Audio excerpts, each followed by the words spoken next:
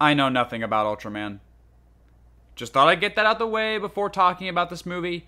I don't know a damn thing about Ultraman. I'm aware of what it is and how popular it is in Japan, but I am completely on the outside looking in on this one. I've never seen any of the countless movies or TV shows or anything. I know nothing. So if this movie makes some strong connection to the original source material that makes it better than I'm realizing, this might not be the review you're hoping to hear from me. But I've had a decent number of people ask me to review this one, and after watching it, yeah, I have thoughts. They're probably not what you're hoping for, but I have thoughts. So, Ultraman, what the hell even is it? Well, from what I do know, it is essentially Japan's equivalent to Superman in that he's a hero of justice who fights kaiju and represents peace and hope and so on and so forth. It's pretty much what you'd expect from a superhero created in the 60s, and obviously, it was very successful, what with grossing $7.4 billion worldwide and all that. So, it seems that finally, America gets to take a shot at it, and given how we treated the Japanese in the past, yeah, okay, I wasn't expecting this to be another Dragon Ball Evolution or anything. It did look good in the marketing. Honestly, animation and monster movies go hand in hand, and it's kind of crazy we don't see that many monster movies in animated form. Essentially, monster movies are already animated movies in a way, they just aren't considered to be, despite practically most of these movies utilizing CGI to both tell the story and show off the monsters. Like, at that point, just make the whole thing animated. Get rid of the stupid live-action humans that no one gives a shit about, okay? I cared way more about Kratos Monkey and Boy Monkey than I did the Spirit Girl, the Discount Ace Ventura, and the Black Stereotype. Just make these movies fully animated at this point. People will still go see them. My point is, Ultraman Rising made a smart choice right out the gate in being animated. And of course, they go for that stylized Across the Spider-Verse animation, which, yeah, this movie is so fucking gorgeous. You don't need me to tell you that though. I mean, you have eyeballs, I assume. The colors, the character designs, the fight scenes, all of it, peak. The animation is really, really good. Everything else about this movie is just fine.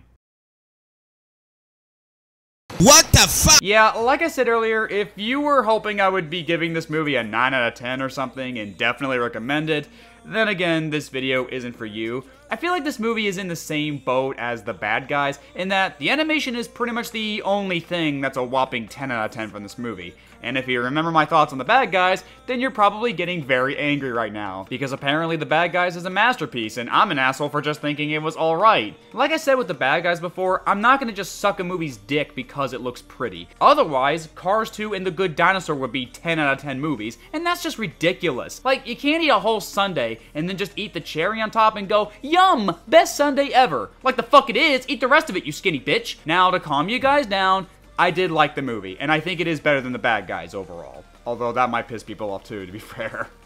Well, that's nothing new. The movie is good, but it doesn't really break out in its own unique way. The story is fairly predictable. It's just the Iron Giant, the first Ice Age movie, How to Train Your Dragon, Big Hero 6, Next Gen. You get it, right? The story is about a cocky asshole named Kenji who is forced to become the new Ultraman after his father retires, but he doesn't want to do it until he's forced to adopt a baby kaiju. He bonds with it, learns to accept his responsibility, becomes a hero, and yeah, it's good. But I also feel it doesn't do quite enough to stand out in its own way. I just feel like I've seen this movie before, and it feels too familiar for me to ever get fully sucked into it, you know? And I think a key issue to that is the pacing.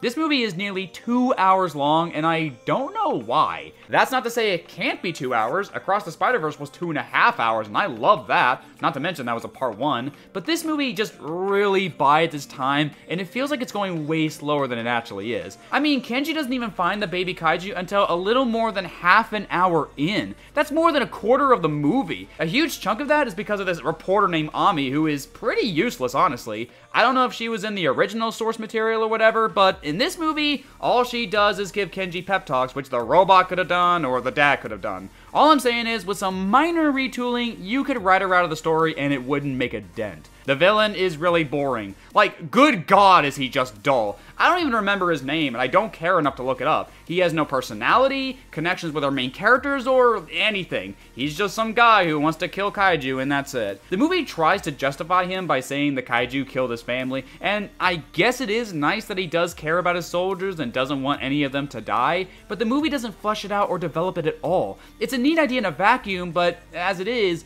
it's just a nice touch that makes him slightly better than the director from Nimona. and I just made a video talking about her, so there. He serves the movie fine, I guess, but he's easily the worst part of the movie for me. And I know what some of you comments are gonna say. Oh, well, at least he's still a better villain than Magnifico. No, he's not, actually, because at least Magnifico was interesting to talk about. This guy just sucks. It's really frustrating that this movie wastes time on either useless characters like that reporter, or just feels the need to elongate things for no reason. Take that scene where the KDF attacks Kenji and his father at the lake, they escape, make it back home, and then the KDF just attacks them again, only this time making off with the baby. Why have the second attack? It's literally less than 5 minutes later, so what's even the point of the escape? Just have the first attack be the one that does it. I know it sounds like I'm nitpicking, but I take pacing very seriously. All it takes is one extra line of dialogue, or not enough dialogue, to really throw a scene off for me, and this movie has multiple scenes and conversations that don't go anywhere or serve any major purpose. Take that stuff with baseball, for example. We don't get any meaningful interactions with the coach or any of the other players. Like, I get it's important to Kenji, but it's just plain not interesting because we don't see that much of it. Apparently there's racism in Japanese baseball. Like, seriously, what's that even about? Is that a real thing in Japanese baseball, or is that just a movie thing? I have no idea. All these wasted characters and dragged out moments could have been used to develop the villain more or the baseball stuff more. Either way, you could cut about 20 to 25 minutes of this movie out and it really wouldn't make a difference. Other than that, it's just a very familiar movie to me. I did like it at the end of the day, but I also don't think I'm gonna revisit this movie anytime soon. It just doesn't offer anything that substantial that I haven't seen before. Even the animation, as great as it is, I can just rewatch Spider-Verse or Puss in Boots again and get a unique story along with it. This was like a 7.5 out of 10 movie for me. I heard a lot of people praising the hell out of it and loving it, and if you love it, that's awesome. I'm just not one of those people, sadly. Sorry to those people who thought I would love this movie. I just liked it, and that's all. Sorry to bust your bubble. But if you guys think this was a hot take, wait until you see me review Maleficent. Seriously, given what people have said about this movie, y'all are gonna hate the shit out of me for that.